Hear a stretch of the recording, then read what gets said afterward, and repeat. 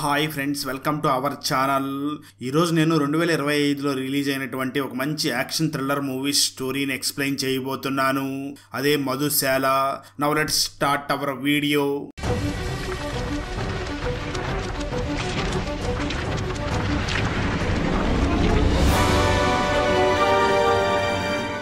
Open చేస్తే movie స్టార్టింగ్లోనే మామిడి తోటలో పవిత్ర అనే అమ్మాయి ఎవరినో చూసి చాలా భయపడి పరిగెడుతూ ఉంటుంది. సరిగ్గా ఆ సమయంలో ఎవరో ఒక గుర్తు తెలియని వ్యక్తి పరిగెట్టుకుంటూ వచ్చి ఆ పవిత్రాన్ని చంపేస్తాడు. అసలు ఆ వ్యక్తి ఎవరు, ఎందుకు పవిత్రాన్ని చంపాడో తెలియాలి అంటే మనం గతంలో ఏం జరిగిందో తెలుసుకోవాల్సి ఉంటుంది. సో ఇక్కడే స్టోరీ గతానికి వెళ్తుంది. కొన్ని నెలల క్రితం ఒక గ్రామంలో పవిత్ర చాలా సంతోషంగా తన కుటుంబంతో గడుపుతూ ఉంటుంది. ఆ సమయంలో ఒక రోజు పవిత్ర ఇంటికి ఆ నియోజకవర్గం ఎమ్మెల్యే వస్తాడు. నిజానికి ఆ ఎమ్మెల్యే అంటే ఆ గ్రామ ప్రజలకి అస్సలు నచ్చకుండా ఉంటుంది. ఎందుకంటే ఈ ఎమ్మెల్యేకి కులపిచ్చి చాలా ఎక్కువగా ఉండడంతో తక్కువ కులం వాళ్ళని చాలా దూషిస్తూ ఉంటాడు. అలాంటి ఎమ్మెల్యే పవిత్ర ఇంటికి రావడంతో అక్కడ ఉన్న వాళ్ళందరూ కూడా షాక్ అయి చూస్తూ ఉంటారు. ఆ ఎమ్మెల్యే డైరెక్ట్ గా పవిత్ర ఇంటి దగ్గరికి వెళ్లి పవిత్ర ఫాదర్ ని చూసి, మా కొడుకు మీ అమ్మాయి పవిత్రని లవ్ చేశాడంట, అందుకే పెళ్లి సంబంధం మాట్లాడడం కోసం వచ్చాను అని అంటాడు.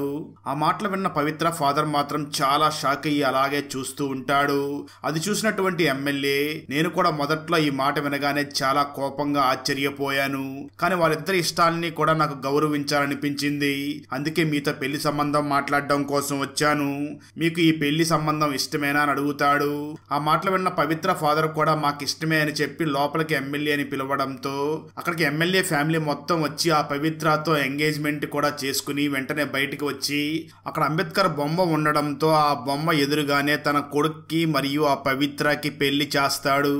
తన కొడుక్కి పెళ్లి చేసినప్పటి నుంచి కూడా ఈ ఎమ్మెల్యే ఎక్కడ ఏ పని చేయడానికి వెళ్ళాలన్నా సరే మొదటగా తన కోడల్ని ఎదురు రమ్మని చెప్పి తన కోడలతో మాట్లాడి అక్కడికి వెళితే పనులన్నీ పూర్తవుతాయి అని ఆ ఎమ్మెల్యే చాలా బలంగా నమ్ముతూ ఉంటాడు. అలాంటి సమయంలోనే ఎమ్మెల్యే ఒక ప్రారంభోత్సవానికి వెళ్ళి అక్కడ రిబ్బన్ కట్ చేస్తూ ఉంటాడు. ఆ సమయంలో జయరాం అనే వ్యక్తి ఎమ్మెల్యేని చూసి, ఏంటి ఎమ్మెల్యే గారు, మీరు చాలా తక్కువ కులానికి చెందిన అమ్మాయిని మీ కొడుక్కిచ్చి ఎందుకు పెళ్లి చేశారు అని అడుగుతాడు. ఆ మాటలు విన్న ఎమ్మెల్యే చాలా వెటకారంగా నవ్వుతూ, తొందరలో ఎలక్షన్స్ రాబోతున్నాయి, ఈ నియోజకవర్గంలో నాకు చాలా తక్కువ ఓట్లు పడతాయి, మరీ పచ్చిగా చెప్పాలి అంటే నాకు ఈ నియోజకవర్గంలో చాలా చెడ్డ పేరు ఉంది, ఎందుకంటే ఈ నియోజకవర్గంలో దళిత ఓట్లు చాలా ఎక్కువగా ఉన్నాయి, అసలే నాకు కులపిచ్చి ఎక్కువగా ఉంది అని వీళ్ళందరూ కూడా నన్ను ద్వేషించడం మొదలుపెట్టారు. ఒకరోజు ఈసారి ఎలక్షన్స్ లో ఎలా గెలవాలి అని ఆలోచిస్తూ ఉండగా అప్పుడే నా కొడుకు ఈ పవిత్రాన్ని ప్రేమిస్తున్నాడు అని తెలిసింది. అప్పుడే నేను ఒక ప్లాన్ వేశాను, దాంతో ఈ ఇద్దరికి కూడా పెళ్లి చేస్తే వాళ్ళ ఓట్లు కూడా నాకు పడతాయి అని వాళ్ళిద్దరికి పెళ్లి చేశాను అని అంటాడు. ఆ మాటలు విన్న జయరాం, నీ విజయం కోసం ఎంతటికైనా దిగజారుతావు అని అనుకుంటూ ఉంటాడు. కట్ చేస్తే మరో పక్క లక్ష్మి అనే ఒక అమ్మాయిని చూపిస్తారు. ఈ లక్ష్మి కూడా అదే పార్టీలో పనిచేస్తూ ఎమ్మెల్యే సీటు సంపాదించి ఎలాగైనా ఎమ్మెల్యే అయిపోవాలి అని తను మూర్తి అనే వ్యక్తి దగ్గరికి వెళ్లి రకరకాల ప్లాన్లు వేస్తూ ఉంటుంది. మరోపక్క విష్ణు అనే వ్యక్తి కేశవులు అనే కౌన్సిలర్ దగ్గర వర్క్ చేస్తూ ఉంటాడు. ఆ కేశవులకి సంబంధించిన మటన్ షాప్ ని మరియు బార్ ని ఈ విష్ణునే చూసుకుంటూ ఉంటాడు. అయితే ఆ బార్కి రోజు కూడా సరోజ తన నాన్నకి మందు తీసుకురావడం కోసం వస్తూ ఉంటుంది. దాంతో ఈ విష్ణు ఆ సరోజని వన్ సైడ్ లవ్ చేస్తూ ఉంటాడు. అయితే ఈ విష్ణు ఎవరి దగ్గర అయితే వర్క్ చేస్తున్నాడో ఆ కౌన్సిలర్ కేశవ్కి ఇద్దరు భార్యలు ఉంటారు. మొదటి వైఫ్ పేరు మహాలక్ష్మి, రెండవ వైఫ్ పేరు సరస్వతి. సరస్వతి నిజానికి ఈ కేశవుల్ని ఒక ఏటీఎం మిషన్ లాగా వాడుతూ ఉంటుంది. అయితే మహాలక్ష్మికి కూడా కొంచెం డబ్బు పిచ్చి ఉంటుంది, కానీ అయినప్పటికీ మహాలక్ష్మి తన భర్త కేశవులు బాగా ఉన్నతమైన స్థానానికి వెళ్ళాలి, తను బాగా ఎదగాలి అని ఆలోచిస్తూ ఎప్పుడు తన కేశవులను చూసినా సరే, నువ్వెప్పటికీ ఇలా కౌన్సిలర్ లాగానే ఉండిపోతావా, ఈసారి నీకు ఎమ్మెల్యే సీట్ అడిగి నువ్వు ఎమ్మెల్యే అవ్వాలి అని ప్రెజర్ చేస్తూ ఉంటుంది. అదే సమయంలో ఎలక్షన్స్ రావడంతో ఈసారి ఎలక్షన్స్ లో మనకు సానుభూతి ఓట్లు రావాలి అని ఆ పవిత్ర మామ చాలా ప్లాన్ చేస్తూ ఉంటాడు. వెంటనే ఎమ్మెల్యే ఆ పవిత్ర ఫోటోని మూర్తి దగ్గరికి తీసుకుని వచ్చి చూపించి, తను నా కోడలు పవిత్ర, తనని మీరు కిడ్నాప్ చెయ్యండి, నేను చెప్పే అంతవరకు తనని వదిలిపెట్టకండి, తనని మీ ఆధీనంలోనే ఉంచుకోండి, నేను ఇదంతా కూడా ప్రతిపక్షం వాళ్ళు చేశారు అని, నాకు సింపతి ఓట్లు కలిగేలాగా చేసుకుంటాను అని చెప్తాడు. దాంతో మూర్తి వెంటనే ఒక చేపలు పెట్టే వ్యక్తి దగ్గరికి వెళ్ళి ఆ పవిత్ర ఫోటోను చూపించి ఈ అమ్మాయిని కిడ్నాప్ చెయ్యాలి అని అడుగుతాడు. దాంతో ఆ చేపలు పట్టే వ్యక్తి వెంటనే ఆ ఫోటో తీసుకుని ఒక ఇన్సూరెన్స్ ఏజెంట్ దగ్గరికి వెళ్తాడు. నిజానికి ఈ ఇన్సూరెన్స్ ఏజెంట్ కిడ్నాప్ చేసే వాళ్ళకి మధ్యవర్తిగా వ్యవహరిస్తూ ఉంటాడు. విషయం తెలుసుకున్న ఇన్సూరెన్స్ ఏజెంట్ ఆ పవిత్ర ఫోటోను తీసుకుని బారులోకి వెళ్లి వెయిట్ చేస్తూ ఉండగా తన దగ్గరికి కార్తిక్ అనే ఒక వ్యక్తి రావడంతో ఆ ఇన్సూరెన్స్ ఏజెంట్ కార్తిక్ ని చూసి, ఈ ఫోటోలో ఉన్న పవిత్ర అనే అమ్మాయిని కిడ్నాప్ చెయ్యాలి, నీకెంత డబ్బులు కావాలన్నా ఇస్తాం, తను ఈ శుక్రవారం రోజు గుడికి వెళ్తుంది, ఆ టైంలోనే మీరు తనని కిడ్నాప్ చెయ్యాలి అని చెప్తాడు. దాంతో ఆ కార్తిక్ వెంటనే ఆ ఫోటో తీసుకుని కౌన్సిలర్ కేశవ్లో సెకండ్ వైఫ్ అయినటువంటి సరస్వతి దగ్గరికి వెళ్తాడు. ఇక్కడే రివీల్ అయ్యే ట్విస్ట్ ఏమిటి అంటే ఆ కార్తిక్ మరి ఎవరో కాదు, కేశవ్లో సెకండ్ వైఫ్ అయినటువంటి సరస్వతి తమ్ముడు అని తెలుస్తుంది. ఆ విషయం తెలుసుకున్న సరస్వతి వెంటనే తన తమ్ముడు కార్తిక్ ని చూసి, ఈ పని నువ్వు చెయ్యవద్దు, ఇది నేను మీ బావ కౌన్సిలర్ చేతనే చేపిస్తాను అని అంటూ ఉంటుంది. సరిగ్గా అదే సమయంలో కౌన్సిలర్ ఆ సరస్వతి ఇంటి దగ్గరికి రాగా సరస్వతి చాలా కోపంగా మొహాన్ని పెట్టి ఉంటుంది. దాంతో ఆ కౌన్సిలర్ సరస్వతిని చూసి ఏమైంది అని అడుగుతాడు. సరస్వతి వెంటనే ఆ పవిత్ర ఫోటోని చూపించి, ఈ అమ్మాయిని మీరు కిడ్నాప్ చెయ్యాలి, తనని తీసుకువచ్చి దాచిపెట్టాలి, ఎప్పుడైతే పైనుంచి తనను వదిలిపెట్టమని చెప్తారో అప్పుడే తనను వదిలిపెట్టాలి, ఆ పని నువ్వు నా కోసం చేసి పెడతావా అని అడుగుతుంది. ఆ మాటలు విన్నటువంటి ఆ కౌన్సిలర్ కూడా వేరే దారి లేక ఆ పని చేయడానికి ఒప్పుకుంటాడు. దాంతో ఆ కౌన్సిలర్ కేశవులు వెంటనే తన దగ్గర పనిచేస్తున్నటువంటి విష్ణుని పిలిచి ఆ పవిత్రని కిడ్నాప్ చెయ్యాలి అని అంటాడు.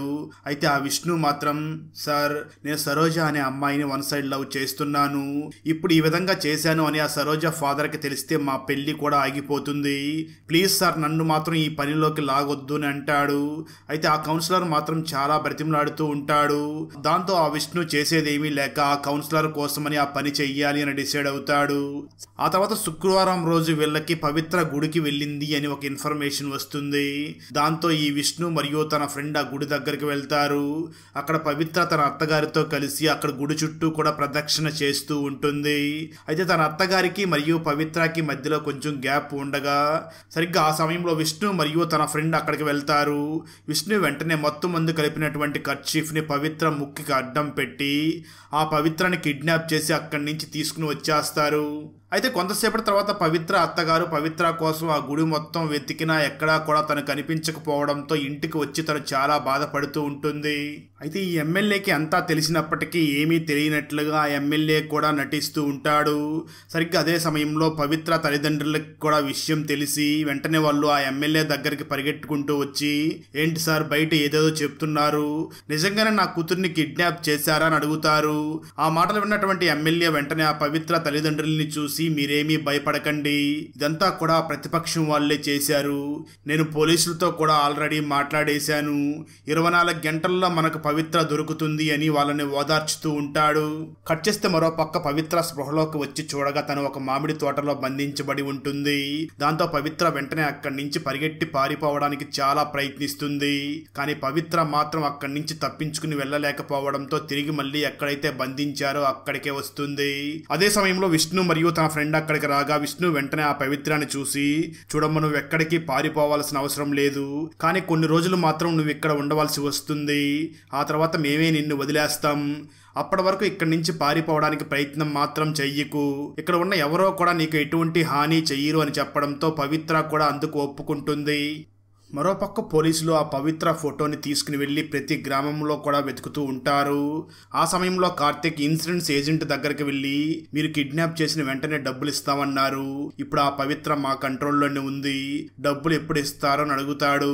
దాంతో ఆ ఏజెంట్ వెంటనే 2 లక్షల రూపాయలని ఆ కార్తిక్ ఇచ్చి, ఈ మిషన్ విజయవంతంగా కంప్లీట్ అయితే అప్పుడు పూర్తి డబ్బులు కూడా ఇస్తాము అని చెప్తాడు. మరోపక్క ఆ ఎమ్మెల్యే మాత్రం తన కోడలు కనిపించకుండా పోయింది అని, నాకు అన్నం తినబుద్ధి కావడం లేదు అని నాటకాలాడుతూ ఉంటాడు. మరోపక్క విష్ణు ఎవరో ఒక అమ్మాయిని తోటలో బంధించి ఉన్నాడు అని తెలుసుకున్నటువంటి సరోజ విష్ణు దగ్గరికి వచ్చి అపార్థం చేసుకుని తనతో గొడవ పడుతుంది. అయితే విష్ణు మాత్రం ఇందులో చాలామంది రాజకీయ నాయకులు ఇన్వాల్వ్ అయి ఉన్నారు అని సరోజకి నిజాన్ని చెప్పకుండా దాచుతాడు. దాంతో సరోజ విష్ణుతో గొడవ పడి అక్కడి నుంచి వెళ్ళిపోతుంది. సరిగ్గా అదే సమయంలో విష్ణుకి ఆ కౌన్సిలర్ ఫోన్ చేసి ఆ పవిత్ర దగ్గర ఉన్నటువంటి నగలన్నీ కూడా తీసుకునిరా అని చెప్తాడు. పవిత్ర కూడా తన దగ్గర ఉన్న నగలన్నీ తీసి ఆ విష్ణుకి ఇస్తుంది. విష్ణు వాటిని తీసుకుని వెళ్లి ఆ కౌన్సిలర్ కేశవులకి ఇవ్వగా కేశవులు మాత్రం ఆ నగలన్నింటినీ కూడా తన రెండవ భార్య అయినటువంటి సరస్వతికి వేసి మురిసిపోతూ ఉంటాడు. కట్ చేస్తే కొంతసేపటి తర్వాత కేశవులో బావమర్దైనటువంటి కార్తీక్ కేశవులకి మరియు తన అక్కయ్య సరస్వతికి తెలియకుండా ఆ నగల్లో కొన్ని తీసుకుని వచ్చి లక్ష్మికి ఇచ్చి ఆ లక్ష్మితో గడపడానికి చాలా ఆరాటపడుతూ ఉంటాడు. అయితే ఆ లక్ష్మి మాత్రం నగలు తీసుకుని ఆ కార్తీక్ని అక్కడి నుంచి పంపించేస్తుంది. ఆ విధంగా పవిత్ర నగలు కొన్ని లక్ష్మి దగ్గరికి వచ్చి ఉంటాయి. కట్ చేస్తే మరోపక్క మామిడి తోటలో ఉన్నటువంటి ఆ పవిత్ర వాంతులు చేసుకుని వెంటనే అక్కడ ఉన్న మామిడికాయని తింటూ ఉంటుంది.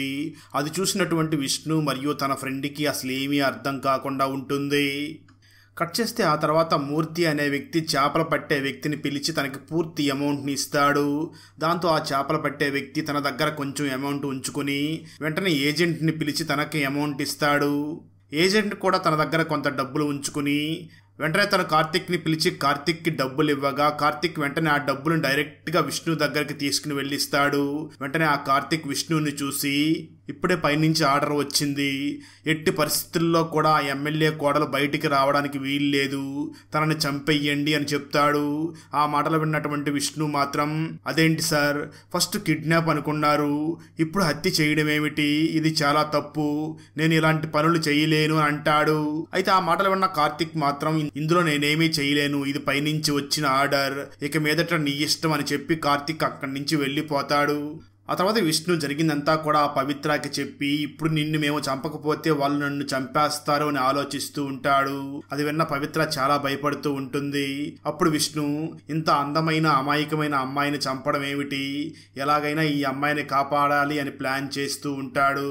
వెంటనే విష్ణు ఆ పవిత్ర దగ్గరికి వచ్చి ఇప్పుడు నువ్వు ఈ మామిడి తోటలో ఉండడం అంత సేఫ్ కాదు, నిన్ను వెంటనే ఒక ఇంట్లో దాచిపెడతాను అని విష్ణు ఈ పవిత్రాన్ని తీసుకుని వెళ్లి తను ప్రేమిస్తున్నటువంటి సరోజ ఇంట్లో ఉంచి సరోజని చూసి సరోజ ఈ అమ్మాయి చాలా జాగ్రత్త, ఎట్టి పరిస్థితుల్లో కూడా ఈ అమ్మాయి నీ దగ్గర ఉన్నట్లుగా ఎవరికీ తెలియకూడదు అని చెప్తాడు.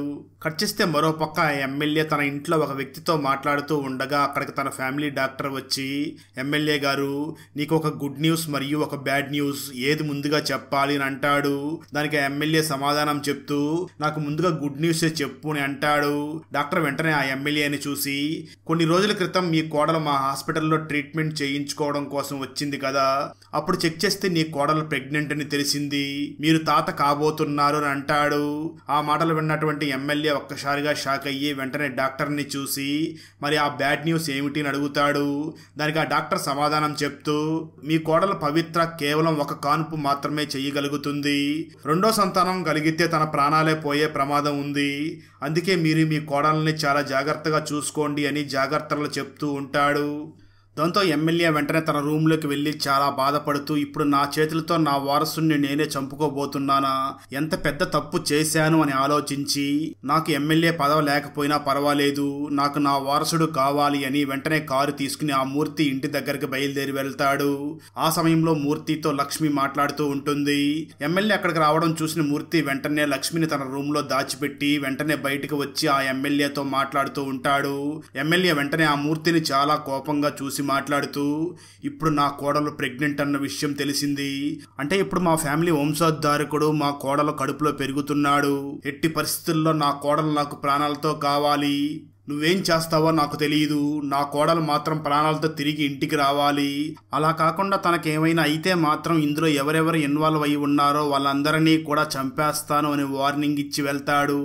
దాంతో మూర్తి చాలా భయపడిపోతూ వెంటనే చేపలు పెట్టే వ్యక్తి దగ్గరికి వెళ్ళి ఎమ్మెల్యే గారు తన కోడలు ప్రాణాలతో కావాలని అడుగుతున్నాడు, వెంటనే తనని తీసుకుని రావాలి అని చెప్పడంతో ఆ మాటలు విన్నటువంటి చేపలు పట్టే వ్యక్తి వెంటనే మూర్తిని చూసి నేను ఆ పనిని ఒక ఇన్సూరెన్స్ ఏజెంట్కి అప్పజెప్పాను, తను వేరే వేరే వాళ్ళకి చెప్పి ఆ పని చేయించాడు. మొదటగా మనం ఆ ఇన్సూరెన్స్ ఏజెంట్ని పట్టుకోగలిగితే ఆ పవిత్రాన్ని ప్రాణాలతో కాపాడవచ్చు అని వాళ్ళు వెంటనే ఆ ఇన్సూరెన్స్ ఏజెంట్ని వెతుకుతూ ఉండగా ఆ సమయంలో ఒక లారీ ఇన్సూరెన్స్ ఏజెంట్ని గుద్దడంతో తను అక్కడికక్కడే చనిపోతాడు.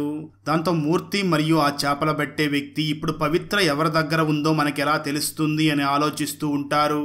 దాంతో మూర్తి మరియు ఆ చేపల పట్టే వ్యక్తి వెంటనే లక్ష్మి దగ్గరికి వెళ్లి తనని సహాయం చేయమని కోరుతారు. నిజానికి ఆ మూర్తి, ఫిషర్ మ్యాన్, ఇన్సూరెన్స్ ఏజెంట్ అలాగే కార్తీక్ ఒకరికొకరు తెలియకుండా ఆ లక్ష్మితో సంబంధం పెట్టుకోవాలి అని ప్రయత్నిస్తూ ఉంటారు.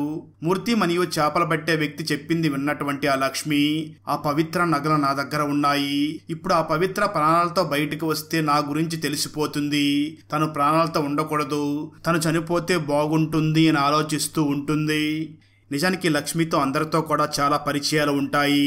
అలాగే ఆ లక్ష్మికి ఆ పవిత్రాన్ని ఎవరో బెదిరిస్తున్నారో, ఇప్పుడు పవిత్ర ఎక్కడ ఉందో అన్ని విషయాలు కూడా తెలిసి ఉంటాయి. దాంతో పవిత్ర వెంటనే చనిపోయినటువంటి ఆ ఇన్సూరెన్స్ ఏజెంట్ దగ్గరికి వెళ్ళి అక్కడ శ్రద్ధాంజలి ఘటిస్తుంది. వెంటనే ఆ లక్ష్మి మూర్తి ఇంటి దగ్గరికి వెళ్ళి, ఇంతకుముందు ఒకరోజు మూర్తి దగ్గర లక్ష్మి మాట్లాడుతున్న సమయంలో ఎమ్మెల్యే రాగా ఆ మూర్తి లక్ష్మిని ఒక రూమ్ లో బంధించాడు కదా. నిజానికి లక్ష్మి ఆ రూమ్ లో ఒక కెమెరాని పెట్టి మొత్తం రికార్డ్ చేసి ఉంటుంది. ఆ కెమెరాలో ఎమ్మెల్యే అక్కడికి వచ్చి మూర్తితో మాట్లాడుతూ ఆ ఎమ్మెల్యేనే తన కోడలు పవిత్రాన్ని కిడ్నాప్ చేయించినట్లుగా, ఇప్పుడు మళ్ళీ తన కోడలు ప్రాణాలతో కావాలి అని అడుగుతున్న విషయాలన్నీ కూడా రికార్డ్ అయి ఉంటాయి. దాంతో ఆ కెమెరాని తీసుకుని అక్కడి నుంచి వెళ్ళిపోతుంది లక్ష్మి. ఆ వెంటనే లక్ష్మి ఎప్పటి నుంచో తనతో గడపాలి అని ఆశపడుతున్నటువంటి ఆ కార్తీక్ని పిలిచి ఆ కార్తీక్ని చాలా మైకంలో ముంచుతుంది. అప్పుడు లక్ష్మి ఆ కార్తీక్తో మాట్లాడుతూ, మీ ఆధీనంలో ఉన్న పవిత్రాన్ని మీరు చంపేయాలి, అంతేకాకుండా నువ్వు ఎప్పటి నుంచో నాతో సుఖాన్ని అనుభవించాలి అనుకుంటున్నావు కదా, నువ్వు ఆ పవిత్రాన్ని చంపితే అది ఖచ్చితంగా నీకు దొరుకుతుంది, అదేవిధంగా నీకు చాలా డబ్బులు కూడా దొరుకుతాయి, మీరు ఆ పవిత్రాన్ని చంపిన తర్వాత నాకు ఒక ఫోటోని చూపిస్తే చాలు అని అంటుంది. ఆ మాటలు విన్న కార్తీక్ చాలా సంబరపడి ఆ కార్తీక్ ని చంపడానికి సరోజ ఇంటికి వచ్చేస్తాడు. దాంతో విష్ణు వెంటనే అక్కడికి వచ్చి ఆ కార్తీక్తో చాలా ఫైట్ చేయగా అప్పుడు కార్తీక్ విష్ణుని చూసి, ఈ పవిత్రాన్ని చంపమని చెప్పింది మరి ఎవరో కాదు, తన మామైనటువంటి ఎమ్మెల్యేని ఈ పవిత్రాన్ని చంపమని చెప్పాడు అని అంటాడు. ఆ మాటలు విన్నటువంటి విష్ణు ఒక్కసారిగా షాక్ అయ్యి వెంటనే తను జరిగింది మొత్తం కూడా ఆ కార్తీక్ ద్వారా తెలుసుకుని ఒక ప్లాన్ వేస్తాడు. మనం ఈ పవిత్రాన్ని మామిడి తోటలోకి తీసుకుని వెళ్ళి తనను చంపినట్లుగా ఒక సెటప్ చేద్దాం, దాన్ని నువ్వు ఫోటో తీసుకుని ఆ లక్ష్మికి పంపించు అని అంటాడు. అలా విష్ణు చెప్పిన విధంగానే పవిత్రాన్ని మామిడి తోటలోకి తీసుకుని వెళ్ళి తనను చంపినట్లుగా సెటప్ చేసి ఒక ఫోటో తీసుకుని దాన్ని కార్తీక్ ఇవ్వగా కార్తీక్ దాన్ని లక్ష్మికి పంపిస్తాడు. ఆ ఫోటోను చూసిన లక్ష్మి చాలా సంతోషపడి తన మనసులో బాగా ఆలోచిస్తూ, ఇప్పుడు పవిత్ర చనిపోయింది అంటే పవిత్ర నగలన్నీ కూడా నాకే సొంతం, అలాగే నా దగ్గర ఉన్న వీడియోని బయటికి రిలీజ్ చేస్తే ఆ ఎమ్మెల్యే నిజ స్వరూపం అందరికీ తెలిసిపోతుంది, అతనికి ఎమ్మెల్యే టికెట్ కూడా ఇవ్వరు, ఖచ్చితంగా ఎమ్మెల్యే టికెట్ నాకే వస్తుంది, నేనే ఎమ్మెల్యే అవుతాను అని చాలా ఆనందపడుతూ ఉంటుంది. అలా కార్తీక్ కారులో వెళుతూ ఉండగా విష్ణు ఆ కారునే ఫాలో అయ్యి వస్తూ ఉంటాడు. లక్ష్మి అక్కడి నుంచి వెంటనే డైరెక్ట్గా ఎమ్మెల్యే ఫ్రెండ్ అయినటువంటి జయరాం దగ్గరికి వెళ్ళి తనకి ఆ వీడియోను చూపించి, చూడండి సార్, ఆ ఎమ్మెల్యే నిజ స్వరూపం మీరు చూడండి, ఇప్పుడు మీరు నాకు సీట్ ఇవ్వకపోతే నేను ఈ వీడియోని రిలీజ్ చేస్తాను, ఇదే కనుక బయటకు వస్తే ఆ ఎమ్మెల్యే పరువుతో పాటు మీ పార్టీ పరువు కూడా పోతుంది, ఇది చూసిన తర్వాత కూడా మీరు నాకు ఎమ్మెల్యే సీట్ ఇస్తారా లేదా అని ఒకసారి మీరే ఆలోచించుకోండి అని అంటూ ఉంటుంది. ఇదంతా కూడా విష్ణు బయట నుంచి విని వెంటనే అక్కడి నుంచి పవిత్ర దగ్గరికి వెళ్ళి తనకు జరిగిందంతా కూడా ఎక్స్ప్లెయిన్ చేస్తాడు. ఆ తర్వాత ఈ విషయం ఊర్లోని ప్రజలందరికీ తెలిసిపోతుంది. అలాగే లక్ష్మి తన ఎమ్మెల్యే సీటు కోసమని తన దగ్గర దాచుకుని ఉన్న ఆ వీడియోని కూడా బయటికి రిలీజ్ చేసేస్తుంది. దాన్ని చూసిన ప్రజలందరూ కూడా చాలా ఆశ్చర్యపోతారు. ఒక తక్కువ కులం అమ్మాయిని తన కొడుక్కిచ్చి పెళ్లి చేసుకుని ఇప్పుడు తను గర్భవతిగా ఉన్న సమయంలో ఆ అమ్మాయిని చంపడానికి ప్రయత్నిస్తున్నాడు అని తెలుసుకుని చాలా కోపంగా ఉంటారు. ఇదే విషయాన్ని ఇంటర్వ్యూ చేయడానికి మీడియా వాళ్ళు కూడా అక్కడికి వచ్చి ఆ ఎమ్మెల్యేని కలుస్తారు. అయితే ఎమ్మెల్యే మాత్రం ఆ జర్నలిస్టులందరినీ చూసి, దీనిలో నాకు ఎటువంటి సంబంధం లేదు, ఎలాగ మీరందరూ మా ఇంటికి వచ్చారు కాబట్టి అందరూ ఒకసారి కాఫీ తాగి వెళ్ళండి అని చెప్పి కాఫీ ఇవ్వమని చెప్తాడు. అప్పుడు ఆ జర్నలిస్టులకి కాఫీ ఇవ్వడానికి అక్కడికి ఆ పవిత్ర అనే వస్తుంది. పవిత్రను చూసిన జర్నలిస్టులు అందరూ కూడా చాలా షాక్ అవుతారు. ఇక్కడే మనకు ఒక చిన్న ఫ్లాష్ బ్యాక్ ని కూడా చూపించడం జరుగుతుంది. నిజానికి విష్ణు లక్ష్మి ఆ జయరాం దగ్గరికి వెళ్ళి మాట్లాడిందంతా కూడా వీడియో రికార్డ్ చేసి దాన్ని తీసుకువచ్చి పవిత్రకి చూపిస్తాడు. ఆ సమయంలోనే విష్ణు పవిత్రని చూసి, పవిత్ర, నిన్ను మొదట్లో మీ మామగారే కిడ్నాప్ చేయమని చెప్పాడు, కానీ ఎప్పుడైతే నువ్వు ప్రెగ్నెంట్గా ఉన్నావని తెలిసిందో అప్పటి నుంచి కూడా మీ మామగారు నిన్ను కాపాడడానికి చాలా ప్రయత్నించాడు. కానీ మధ్యలో ఈ లక్ష్మి ఎంటర్ అయ్యి ప్లాన్ మొత్తం కూడా మార్చేసింది. మిస్కమ్యూనికేషన్ వల్లనే ఇలా జరిగింది అని చెప్తాడు. ఆ తర్వాత పవిత్ర మరియు విష్ణు ఇద్దరు కూడా బాగా ప్లాన్ చేసి ఏ విధంగా అయితే లక్ష్మి తన మామగారు మాట్లాడింది వీడియో రికార్డ్ చేసిందో అదేవిధంగా లక్ష్మి ఆ పవిత్ర నగల్ని ఏ విధంగా కొట్టేసింది, అదేవిధంగా లక్ష్మి ఆ పవిత్రని చంపడానికి ఏ విధంగా ప్లాన్ చేసిందో అదంతా కూడా వీడియో రికార్డ్ చేసి పబ్లిక్ లోకి రిలీజ్ చేస్తుంది. దాంతో ప్రజల్లో ఆ లక్ష్మికి ఉన్న పొరుగు మొత్తం పోతుంది. ఫైనల్ గా తప్పు తెలుసుకున్నటువంటి పవిత్ర మామగారు పవిత్రని క్షమించమని ఆ విష్ణుకు కూడా కృతజ్ఞతలు చెప్పి వెంటనే ఆ పవిత్ర కాలు మీద పడి క్షమించమని కోరుకుంటాడు. దాంతో పవిత్ర తన మామగారిని క్షమించి తన మామగారిని పైకి లేపుతుంది. ఆ తర్వాత విష్ణు వెంటనే తను ప్రేమిస్తున్న సరోజ దగ్గరికి వెళ్లి తన మామగారిని కూడా ఒప్పిస్తాడు. అలా సరోజకి మరియు విష్ణుకు కూడా పెళ్లి అవుతుంది. అక్కడతో ఈ మూవీ అయిపోతుంది. ఫ్రెండ్స్, వీడియో నచ్చినట్లయితే లైక్ చేసి ఒక చిన్న కామెంట్ చేస్తే మాకు నెక్స్ట్ వీడియో చేయడానికి ఎంకరేజింగ్ గా ఉంటుంది. అలాగే ఛానల్ ని సబ్స్క్రైబ్ చేసి పక్కనే ఉన్న బెల్ ఐకాన్ ని క్లిక్ చేసి సపోర్ట్ చేయండి. Thanks for watching. జై హింద్.